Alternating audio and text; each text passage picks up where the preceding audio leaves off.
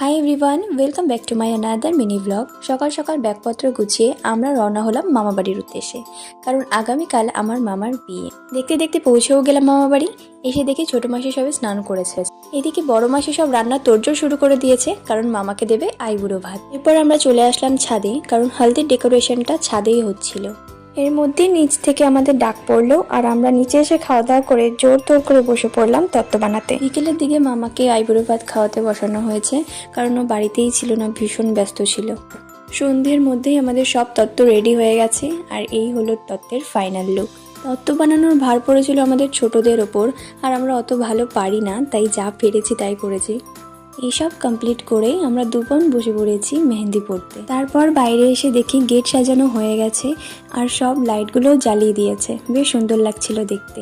এরপর আমরা সবাই মিলে চলে গেলাম গঙ্গা নিমন্ত্রণে।